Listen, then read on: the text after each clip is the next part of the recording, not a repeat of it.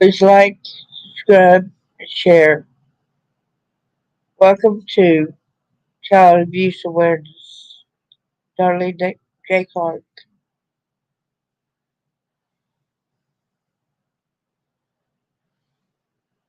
Pick it off at the moment. Okay.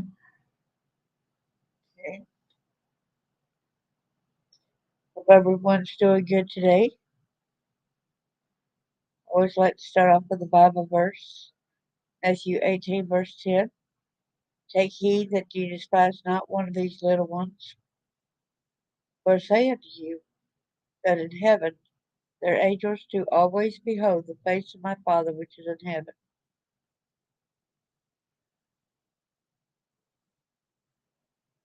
Copyright disclaimer under Section 107 of the Copyright Act of 1976.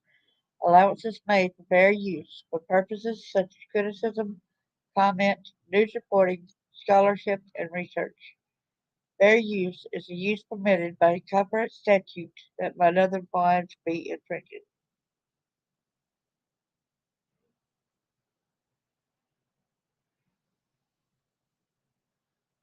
Trigger warning. It says to report trafficking, call Sellers Freedom's Hotline at 1-800 8 free me. Some of these will have videos where I'll take the time to go ahead and stop so that you can watch the videos. Thank you. So today we're going over James Peter Houllis, age 56, a trafficker, alleged human trafficker, arrested in Florida with missing teen and adult.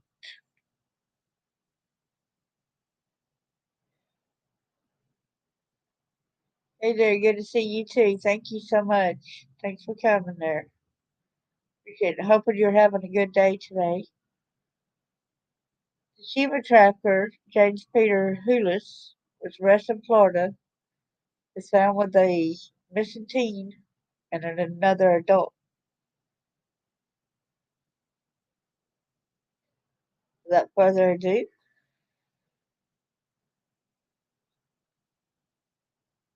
now, Florida teen, adult rescued from accused human traffickers they met online. It's only one trafficker. Sheriff says sick individual. Here he is, right here.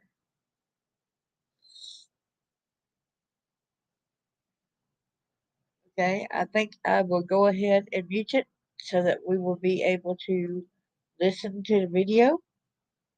So there's going to be a lot of stopping and starting since there will be different videos in this.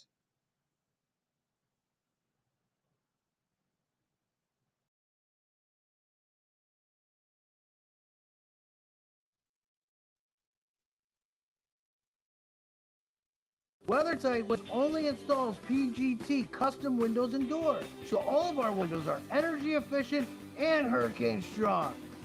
Did I forget anything? Geniuses.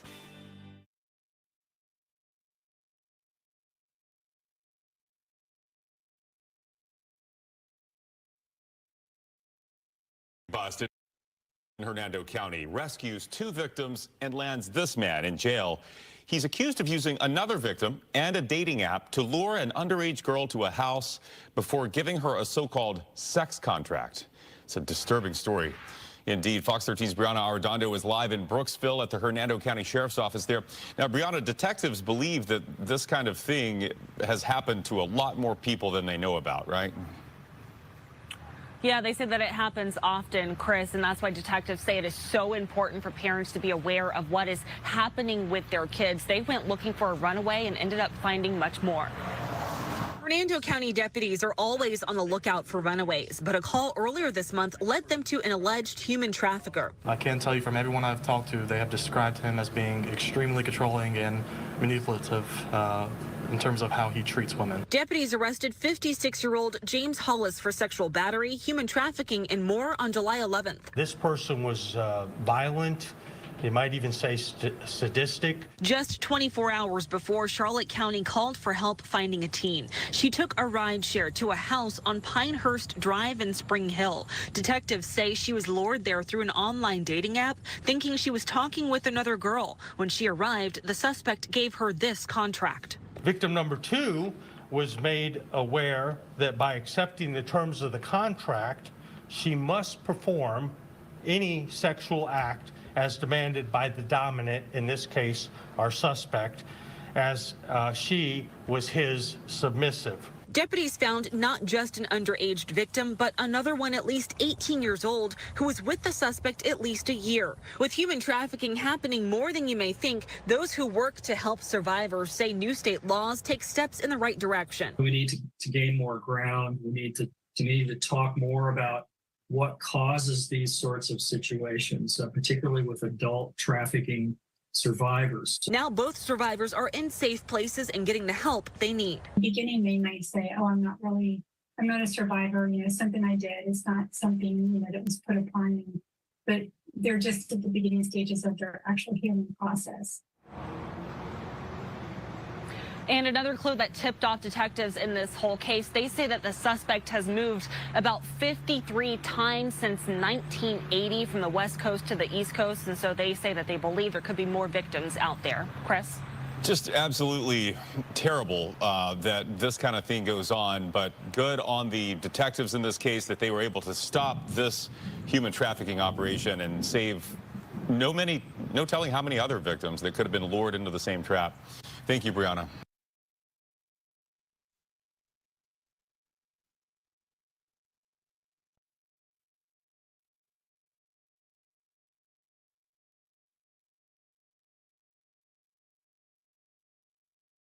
Okay, class. Quality windows plus Carjacking expert suspect installation equals. Okay, class. Quality windows plus our PGT custom windows and doors are hurricane strong. Now that's our lesson. Our PGT custom windows and doors are hurricane strong. Now that's our lesson. Carjacking suspect remains in the hospital tonight after being shot during a standoff with deputies. Investigators say the suspect led off.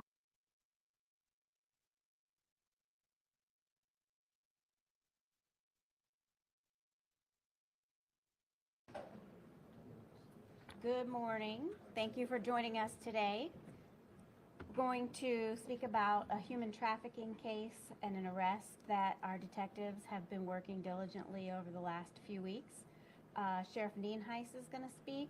We have Assistant Special Agent in Charge Jay Scanlon from the FDLE who will speak, and we also have State Attorney Bill Gladson who will speak. If you need spellings on any of those names, I can get those for you before you leave. Sheriff?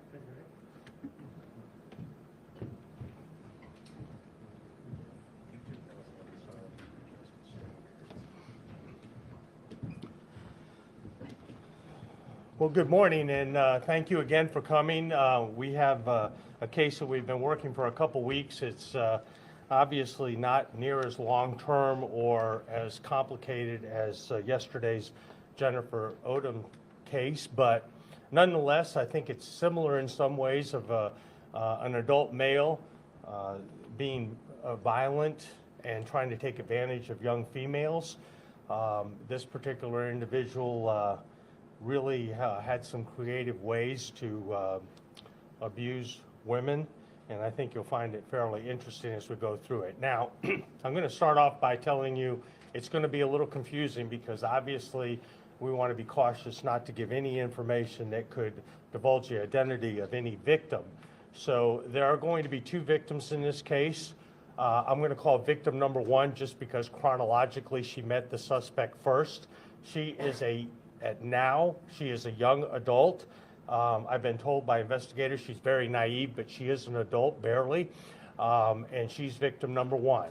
Victim number two is absolutely a juvenile, also with some maybe some challenges that may make her mental age a little lower than a chronological age, but even chronologically, she is definitely a juvenile. She has not reached 18 yet. So those are the two victims we're talking about and a suspect. So everything will revolve around those three individuals, at least initially, and we may talk about some other victims later. But on Monday afternoon, July 10th, we received a call from or a teletype from the Charlotte County Sheriff's Office to our south, a few hours south driving time, and they gave us information about a potential location for a runaway juvenile. We get those every day, and we go out and try to recover those juveniles, so that in and of itself was not unusual. But we went to the 5,000 block of Pinehurst Drive in Spring Hill, and we found the suspect, and his name is Peter Houllis. He's a 56-year-old white male. I'll talk a little bit more about him in a moment, but and we're also going to ask for the public's help when it comes to him as well.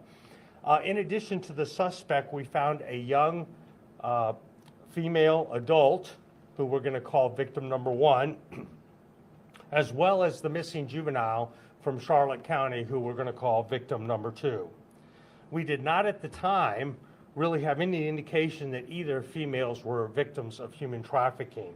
So we went ahead and recovered the juvenile, and the suspect told us that he and victim number 1, the person who is a young adult, were under the impression that this juvenile, the runaway juvenile, was 18 years of age and was recently kicked out of her residence. And he actually paid to have an Uber driver drive her from Charlotte County to Spring Hill. Now, the juvenile victim number 2, again, the runaway from Charlotte County, was taken to a local runaway shelter here in Hernando County, waiting for her father to come and respond from Charlotte County the following day. The next day, before her father actually came, she disclosed to both the shelter workers and then shortly thereafter deputies who responded that she met our suspect and victim number 1 on a social media dating type platform. I'm not going to say the name of it. I debated on whether to say the name of it. It's not a common one. I had not heard of it previously, and I certainly don't want to give them any advertisement, but it was not a common social media platform that we hear about every day. It was an unusual one, apparently, for dating type things or sexual type things. On the Sunday evening, before the victim left home, the juvenile victim, she believed she was discussing sexual activity with the young adult victim number 1, the other female in this. So the victim from Charlotte County on this app was apparently conversing with who she believed to be victim number 1. It was decided that the female victim, juvenile, would travel to Hernando County and take up residency with our suspect and victim number 1. The juvenile also stated she was sent a contract, and it was referred to dominant and submissive agreement by email. Now, the female victim, the juvenile, advised she didn't read the contract, but she apparently acknowledged it to our suspect and made some sort of agreement to abide by it. And we'll find out that she doesn't have the ability to do that, obviously, as a juvenile. But she confirmed that our suspect did send an Uber to pick her up and transported her to his house on July 9th, that Sunday, and she arrived about 10:30 p.m. The juvenile was provided her own bedroom and food, and our suspect and the 2 victims watched a movie and consumed some marijuana. The 3 of them eventually moved to our suspect's bedroom, where they engaged in sexual activity. The juvenile victim stated that she never intended to engage in sexual activity with Houllis. Again, she thought that this was with the other young adult female victim, and this was all based on their previous discussions via this app. Victim number 2 was made aware that by accepting the terms of the contract, she must perform any sexual act as demanded by the dominant, in this case, our suspect, as she was his submissive. Now, we're probably going to provide you with a copy of the content of that. My PIO will send it out later. But the contract stated things like, and this is hard to believe, but this document serves as an agreement which defines in specific terms the relationship and interaction between two individuals, hereafter termed the submissive and dominant. The contract went on to advise what was required of both individuals, with the dominant agreeing to provide, and I quote, a beautiful home on the ocean, and a little bit of information here. Pinehurst is not anywhere near the ocean, Pinehurst Drive, but promised to provide a beautiful home on the ocean, pay for all expenses, including food and drinks, and all utilities associated with the home. And the submissive agrees to serve, obey, and please the dominant. The contract stated the submissive will always respond to the sexual needs of the dominant at any time and in any manner he sees fit. And this includes engaging in sexual activities with the dominant that might be outside her comfort zone, but not painful, but she will do them as they please him. Hard to believe, but that's what the document said. The victim described how her suspect conducted sexual acts on her, and the details, of course, are not appropriate for, for TV. The juvenile victim number 2 described how our suspect forced the young adult victim number 1, the one that was there with him when she arrived, he forced the adult to perform sex acts on the juvenile. And now we're starting to see some evidence that the young adult female was actually starting to become a victim of human trafficking as well. Heretofore, we didn't know that. On Monday, July 10th, on Monday, July 10th, before we became involved, the suspect and the young adult victim number 1 took the juvenile victim to a local department store where our suspect purchased clothing for the juvenile. Again, we look at this as, grooming that individual. And the suspect, regulated control of cell phones by both of our victims. So he was very controlling. On Monday, July 10th, the juvenile victim was able to take several photographs. So this is the Monday after she arrived, including a photograph of our suspect as he sat on the sofa nude with his exposed genitals. Now, FDLE agent Zachary Hughes, who's to my left here on my far left, your far right, he is certified expert in human trafficking back in June of 22 by the 13th Judicial Circuit of Florida, which is Hillsborough County. We consulted him, and he was able to provide valuable support for this investigation, to include assistance with not just victim interviews from a perspective of an expert in human trafficking, but also helped us place these victims. And before I go a little bit further on what he was charged with, I'll maybe have him come up and talk a little bit about his involvement, and then I'll go on a little bit more about what occurred in the investigation. So special agent, or not special agent, I'm sorry. We're gonna have our special agent, assistant special agent in charge, come up and talk a little bit about FDLE and how they work human trafficking and some of the things that they do. So I'll have you come up and speak a little bit. Thanks, Sheriff. Good morning, everyone. Again, thank you, Sheriff. Thank you, State Attorney Bill Glasson. As I stated earlier, I'm Florida Department of Law Enforcement Assistant Special Agent in Charge Jay Scanlon.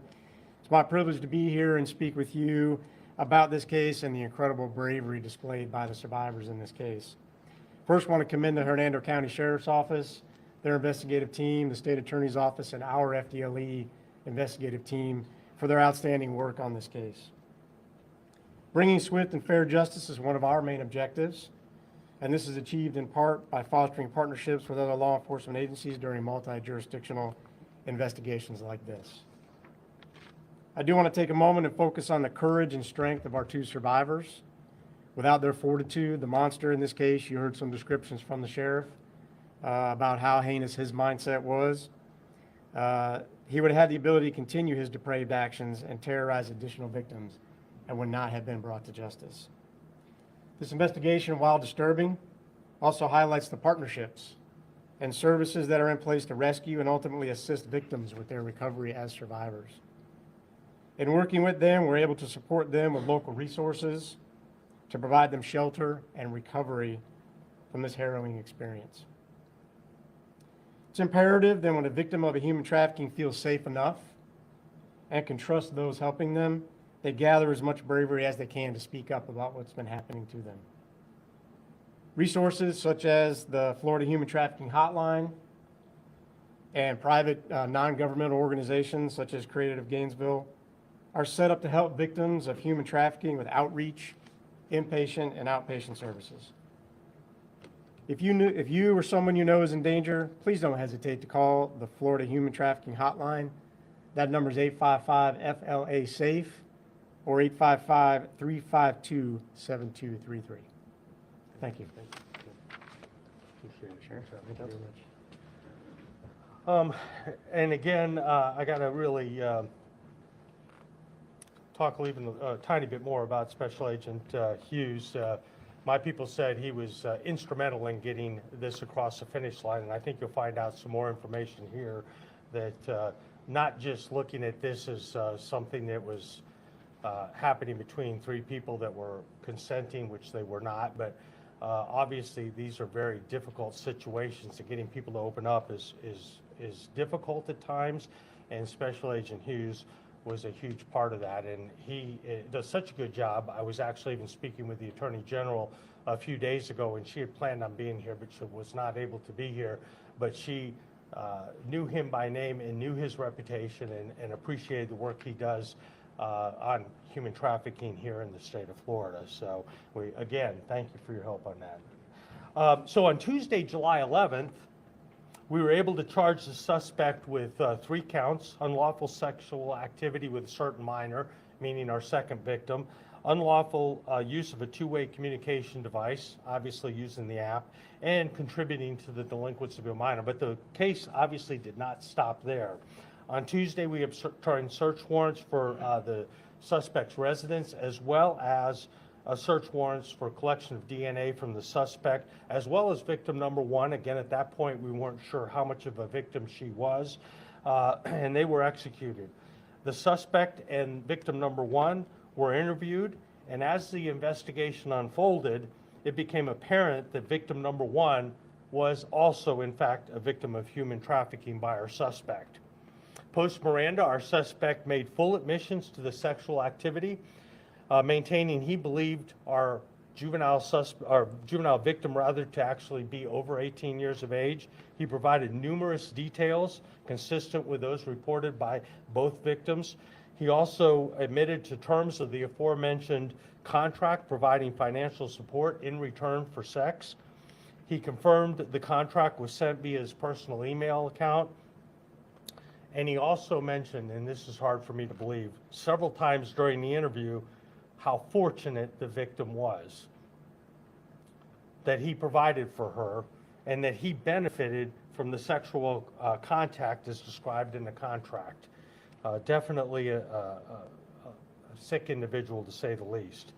Young adult victim number 1, again, the adult in this, made statements consistent with the juvenile victim. A very important point, she was not a willing participant. The juvenile thought she was coming to meet the adult female, but the adult female was not a willing participant with the second victim. She too felt obligated based on the same dominant submissive contractual agreement she made with our suspect, and she said when she attempted to refuse his request, he physically forced her to engage in cunnilingus with the victim number 2. Again, I won't go into a lot of details with that, but he actually physically forced her to engage in a sexual activity with our juvenile victim. So young adult victim number 1 advised that our suspect physically strangled the juvenile during sexual activity, and because she knew how rough our suspect could be, she actually traded places with the victim to try to keep that victim, the juvenile victim, safe. Victim number one stated, again, the young adult stated that the suspect was always in control of the conversations on that dating app we were talking about, and at times, often pretending to actually be the young adult female victim, except when a voice call was required. So on Thursday, July 13th, our suspect was charged with sexual battery on the young adult victim, the one who was residing with him at the time that the juvenile showed up. And this led to a no contact order by the judge during first appearance. Over the next 3 days, our suspect violated the order numerous times. He also instructed victim number one to drop the charges and stop speaking with law enforcement. This resulted in several additional charges of witness tampering and violation of pretrial release, in other words, contact with the victim. Further investigation revealed that while the young adult victim, number one, again our adult, and the suspect were in the state of Colorado, they actually came here from Colorado, and we'll talk about that a little bit, our suspect arranged for multiple male subjects to engage in sexual activity with her. And I believe there might have been some money involved. Is that true? Yeah. So he actually prostituted her out while they were in Colorado. That's what our information is. And there were two additional suspected occurrences. And since leaving Colorado, he has lived in Miami and Hollywood and Hudson before coming to Spring Hill. It's also important to note that our suspect met our first victim, the young adult, while they both lived out west in two different states. And it's most likely, while I'm almost 100% certain she was a juvenile at the time they met, they met online, an online dating site, and he lured her to Colorado, groomed her and manipulated her in various ways to isolate her from her family and community. And talking with the special agent before we came in here, he says she is also, even though she is technically an adult, she's also very naive and easily manipulated. So because victim number two was less than 18 years of age or is less than 18 years of age, she obviously cannot consent to either a legal or illegal commercial sex act. Therefore, the suspect was actually trafficking the victim in violation of Florida statute. Additionally, the investigation revealed at least two additional adult females who were formally romantically involved with our suspect. Both reported incidents where he was extremely controlling and manipulative.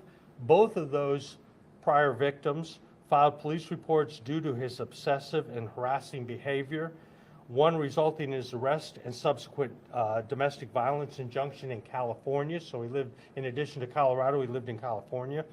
A police report was found in Aurora, Colorado, where the young adult victim number one was the alleged victim of an abduction and sexual battery. The report was inactivated due to some conflicting statements by the victim and her becoming uncooperative with the investigation. It was later learned that our suspect was listed in the report as her father. Her cooperation, or her lack of cooperation rather, in the investigation was obviously at his behest. Now, dated from his cell phone shows numerous attempted contacts with females via online dating sites, and we'll talk about that a little bit at the end. The examination of the information from search warrants executed on his email accounts and social media accounts are still in process, and communication has been established with the Aurora Police Department and Colorado Bureau of Investigation. They will be initiating a human trafficking investigation as well as to what occurred between Houllis and the young adult female victim number one while they were residing in Colorado. Now, before I go into what we're going to ask help with from our media partners, I'll turn it over to our state attorney, Bill Gladson, and then I'll also maybe have my detective Harper assigned to the case come up and maybe say a few words and answer a few questions. So first, Mr. Gladson, thank you. Thank you for your cooperation. As I said yesterday, an advocate for victims. He is not afraid to go after individuals and send them to prison. We're usually one of the top in the state, even though there are several judicial circuit's much larger than ours, but sending people with serious chronic criminal histories to prison. So we appreciate that because we can't do our job without him. So thank you. Thank you, Sheriff. Good morning, everybody. My name is Bill Gladson. I'm the state attorney for the 5th Judicial Circuit. And listening to the sheriff give the details about this case, I think it speaks to why it's so important to educate the public and to make sure, educate the public about human trafficking and to make sure that the detectives are given the tools necessary to identify it when they're doing their investigations. And what you see today is a result of initiatives like the Attorney General's initiative about human trafficking materializing, because as we talk about it more, we are able to identify it more. I can say with certainty a case like this could have stopped short with some of the investigation ending up with a couple charges. But when people collaborate and work with other agencies and identify people that are subject matter experts like Zach Hughes, they end up seeing a bigger picture. And that's because of education. So I think it's important, and not just for law enforcement, but also for prosecutors and for the public, because human trafficking is happening way more than I think any of us realize. So it's of paramount importance. So I just want to thank the Sheriff's Office for doing such a good job. It really does make our jobs easier, and the thoughtful, slow, methodic investigation into cases gives us the evidence we need to get the convictions that we need. And that's the most important thing, as you said, in the end, removing bad people from the streets. So thank you very much, Sheriff. Thanks. Yep. Detective, do you want to get up and say a few words? Yeah. And if any of you have any questions for the detective, feel free. He's probably not going to be able to say a whole lot more than we said, but Sums it up pretty good. My name is Detective William Harper. To start off, I want to thank FDLE and specifically Agent Hughes here. Once we received the case, it was obvious this would be something more significant than what was originally reported. It was probably going to be crossing across county lines and state lines. I was in contact with Agent Hughes, and he was here within the hour to assist in any way possible whatsoever. I would also like to take time to urge parents and young adults to be vigilant on what's occurring online, specifically with juveniles online. Specifically in this case, a young juvenile believed she was talking to one person. In reality, she was talking to a 56-year-old man. And that's something that she was unaware of. So, like I said, I urge parents to be vigilant on what your children are doing online, the juveniles are doing online, and make sure they understand that's not always what it appears. So any questions? Can you talk a little bit more about the timeline for when I know you had mentioned both victims as victim number 1 and victim number 2. How long had victim number 1 been with the suspect? I know they had been in different states. And how long had victim number 2 been with? So we were very fortunate in terms of victim number 2 because of the, as mentioned by the sheriff, the missing juvenile teletype we received. They were able to locate her via phone and sent us to the house. So we were able to respond to the house in less than 24 hours of her being there, which was fortunate. So that way we were able to stop any other activity going. I can't be too specific in terms of the other victim. Like I said, it's an ongoing investigation, specifically in Colorado, but they had been together for over a year, I can say that. And can you tell us their exact ages? Not specifically, no ma'am. And the investigation lead to him with the father reporting his daughter run away? Correct. Yeah. She was entered as a missing juvenile, and then the agency there sent us a teletype in terms of trying to locate her.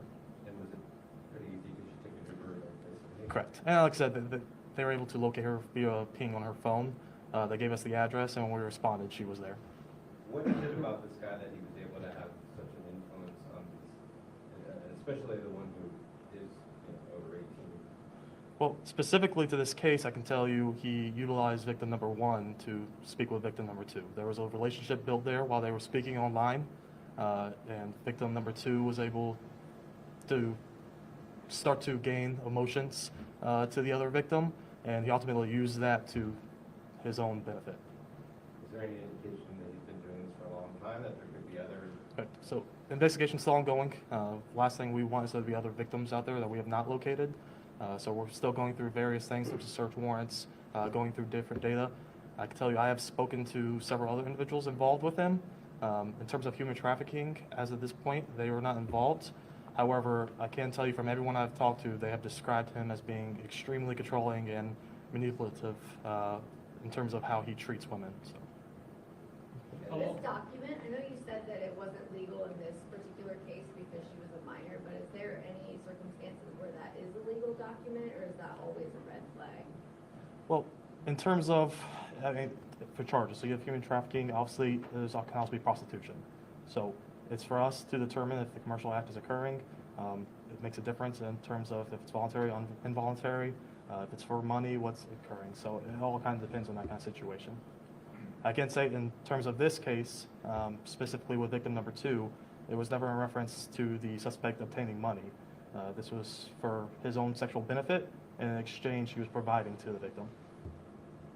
Along with him saying he believed that the victim number 2 was of age, does he think he was doing anything wrong in all this? I can tell you from speaking with him, no, he believes he was in the right. As the sheriff mentioned, he stated to me multiple times that the victim should be thankful of him for what he did to them. So. How long has the suspect been in Hernando County, as far as you can tell? Approximately 1 week. So. Yeah, and I'll talk about that a little bit if you. That kind of gets us into the next thing. They ask. This person had a criminal history. In 2014, Riverside, California, he had domestic battery, brandishing a firearm, injury to phone lines. He's also the respondent in several domestic violence injunctions from previous partners, including one that's still active. And then, of course, the current charges we have here in Hernando County include unlawful sexual activity with a minor, unlawful use of two-way communication device contributing to the delinquency of a minor, and then additionally sexual battery on our first victim, the adult, and also a no contact order which resulted in witness tampering and violation of pretrial release. And then last and certainly not least, he's been charged with human trafficking. Now, what does that mean? Since 1980, he has had 53 different residences. That in our business we call a clue when you move that often, and I can assure you they were not for job promotions. He was on the move constantly. That is very suspicious to us. He's also has a history of attempting as well as actually being successful in luring women and then being violent with them. So we don't have any necessarily specific information, but we certainly believe there could very well be other victims out there that because of this supposed contract, and of course you can never, I don't think, and maybe Bill Gladson could respond to this, but I don't think you can ever sign away your right to be raped. If it's against your will, it's against your will, even if you say in a contract that you're going to let a particular person do anything to you. So if there are any victims out there that had contact with this individual in California, so maybe your affiliates out there can run some information on this. Obviously, Colorado, we're already talking to the authorities out there, but he had several residences out west. And then, of course, in Florida, we know he has lived in Miami, Hollywood, as well as Hudson, and then, of course, most recently in Spring Hill.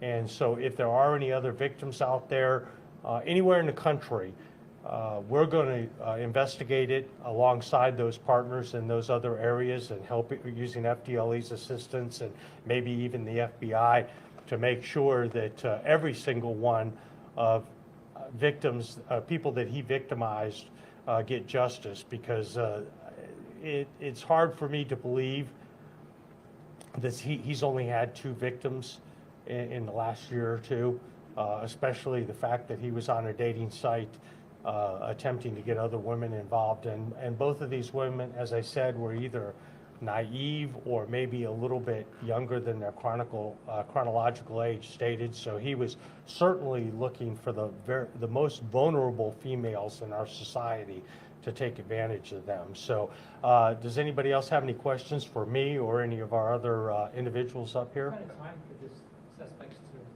I'm sorry? How long could the suspect, I don't know if the state attorney would have that answer. What kind of charges and as far as time served? They're all felonies, so again, it's going to be dependent on that. But I would say multiple years is not outside the question. And of course, again, we're not necessarily assuming we're going to have additional victims, but if there are additional victims, that will certainly, the court will frown upon that, and that will enter into the sentencing, I'm sure. So, are both victims back with their families? I'm sorry? Are both victims back with their families?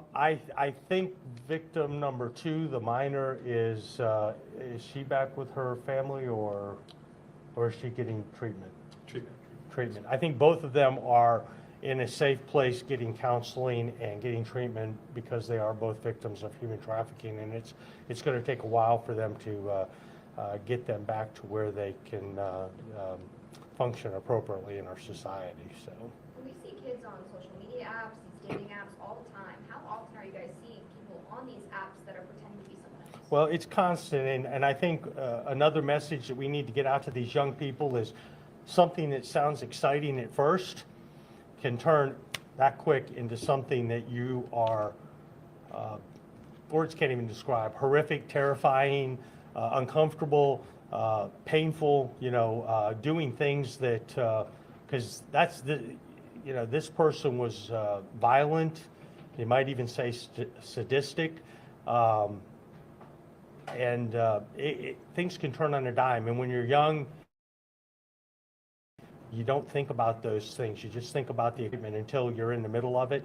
And I hope our young people and parents, because this app, again, I don't want to give them any advertisement, but I had not, and I asked a couple of my commanders, they had not heard of this app either. So there are probably hundreds of apps out there, famous and not so famous apps that can be used for this. So, parents, we have to remember that as parents, we are not our children's friends. We are their parents. And no matter how much it upsets them, if we can keep them from getting involved in this, it'll be well worth it when both the parents and the children look back and realized that they were going down the wrong road and the parents put their foot down. And I think, frankly, most kids want boundaries, despite how angry they get when you give them. So parents, I don't think you can do too much. Kids will call it spying. As a parent, I consider it protection. And I think you can't state that enough. So, all right, anything else? We're going to get you, I think, the narrative of that contract. I think I probably read a lot of it, but there may be some more of it that might even be more outrageous and shocking that somebody would actually think to use that in their criminal activity. So, anything else?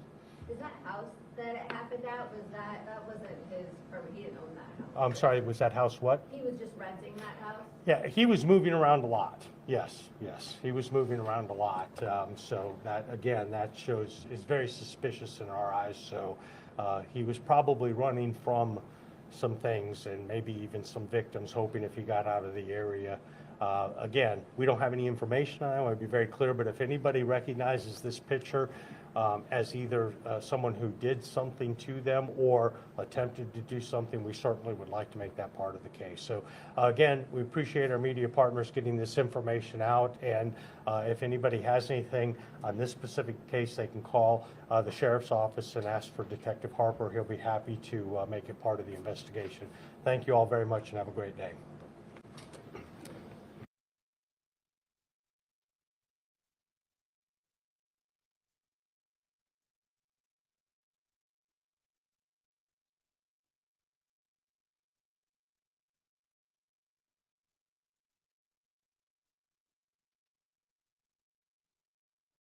Polk County family.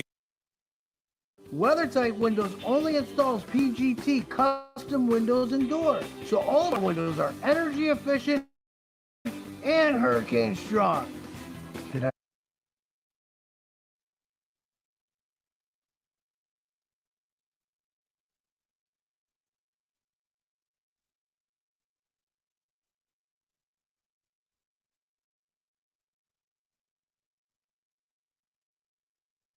WeatherTight Windows only installs PGT custom windows and doors, so all of our windows are energy efficient and hurricane strong. Did I forget anything? Geniuses.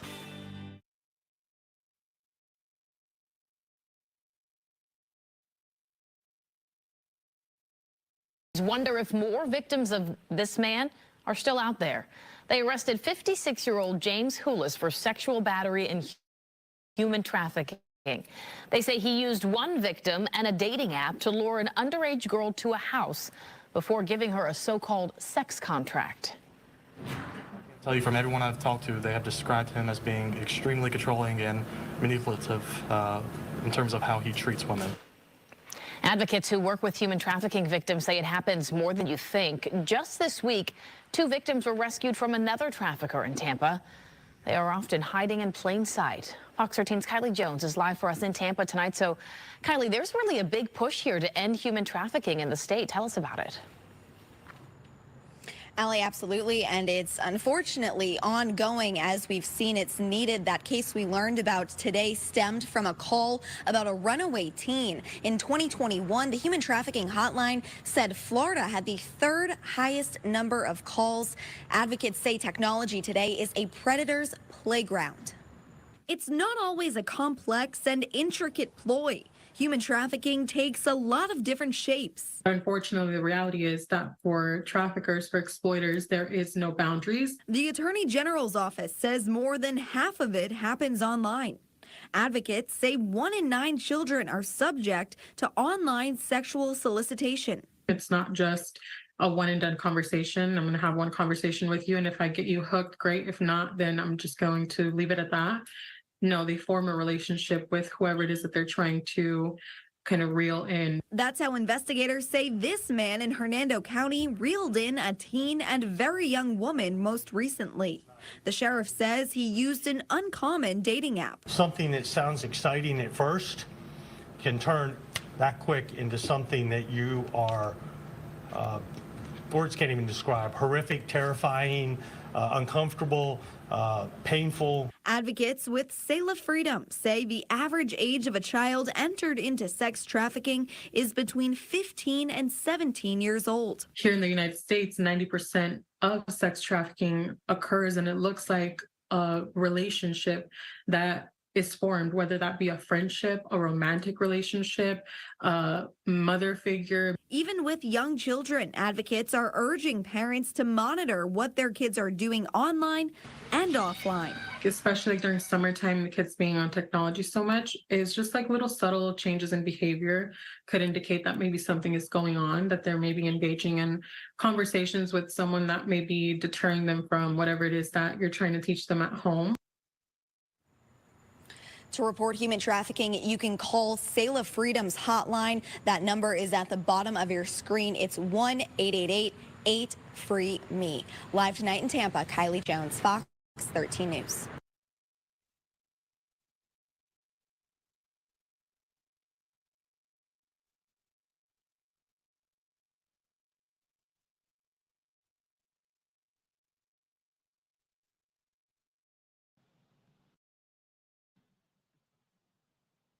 Hello there. It's very important. Kids, in your opinion, kids should not be given a smartphone. Cheap mobile is all they need to phone or text their parents or guardian. You got that right. They should have, they do have a smartphone, put some kind of blockages on it where the kids cannot access the other. Like I'm on a popular dating app, it's called POF, and it's 5 different apps to get on that one app and video chat. So I don't know what other, I know there's Meet Me, POF, Scout, which Scout, that's a popular hookup. That is so horrible. And then there's 2 other, and I'm not sure what they're at, but I think one of them is Snapchat, and I don't know what the 5th one is, but it's pretty scary because one time this person had presented itself like an adult, and it came into my life and it said, "Let me up in a box." I said, "I don't let anybody in my box without knowing them." And there's a restriction where kids under age 18 are not supposed to get on video camera there. They're not even supposed to be able to get an account. But it was scary when he went ahead. I went ahead and let the person in the box after saying you better be dressed, and they said they're dressed. And then I was shocked because what they did next. There's a bunch of middle school kids with a cell phone, and this was during school. They were passing that cell phone around, showing each other that hey, and just passing that around. Boy, I wish I was looking for some kind of hint on where these kids were before I went ahead and kicked them off because I wanted to report them. That was very dangerous for them kids to be on a cell phone at a date site and have put their profile in as this chunky man and stuff like that when it's a bunch of middle school kids. They're passing that camera around. That was horrible. And that was during school time. This was going on. It was horrendous. People, be sure you check out your kids' apps. They might tell you that you don't need to. You're being too nosy, anything like that. No, but you are to protect them. You are not protecting them when you're letting them do whatever they want to. What if there was a predator in the room also? Their little cuteness of thinking, well, I'm going to get away with it, doing this, with all funny games. Kids don't realize the danger that they put themselves in at times. Kids don't need it. That's why there's adult supervision needed. And I think teachers and stuff need to make sure that the kids do not take their um, phones around like that and to monitor it. And I was wondering, where were the other teachers? Those kids were passing that cell phone around and doing that. And I didn't see any of the teachers around when they were doing that. But where were they? How come these kids are being allowed to do this? So, who's going to put a stop to this? And I reported that profile and everything, but I don't think they ever did anything to them. Next thing I know, I see that same picture at the website. It's got a similar name, but they got a different first name fixated to it. But they got the same last name, and I let my friends and other ones know and warned them about that person really being kids. Oh yeah, one that I did yesterday on here, Snapchat. A guy met a teenager on Snapchat.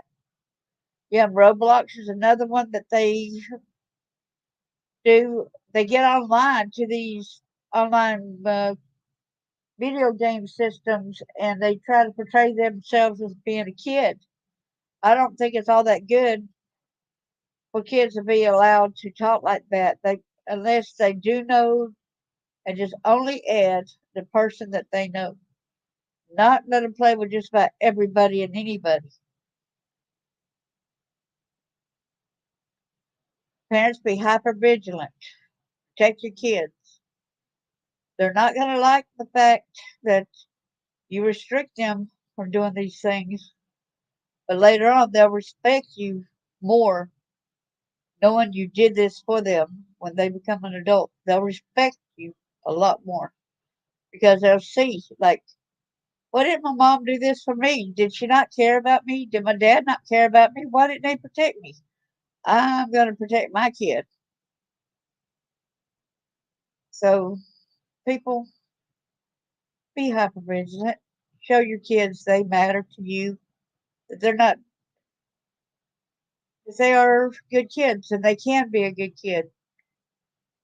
Don't fall like you are failing them just because they get a hissy fit or something like that because they don't get their way. A lot of times, and as that cop said, you're not supposed to be their best friend. You are to be their parent. You are to protect them. Don't try to act like a best friend and let them get away. That's why so much is going on too, trying to be a best friend. Thank you so much, and God bless you. Thank you for being here Jackie, and everybody else that sees this, please share this. This is horrible. It's going on every day. Predators. This is examples. Dating sites. That guy found both of these two women at a dating site. He moved over 50 something times. You know, there's other people that he's messed with too. They want this out there so people can get caught and tell them about what they're going through because somebody. They want them to stay on board, not just for this one guy, but for anybody that's done these actions. They want them caught. They need them caught. You might be saving somebody's life. For that, I want to say thank you again for coming and thank you for listening. And I do get upset at times, and we all should be upset about these things happening. Thank you. Thank you for what you do always, too. God bless you, and you have a wonderful day.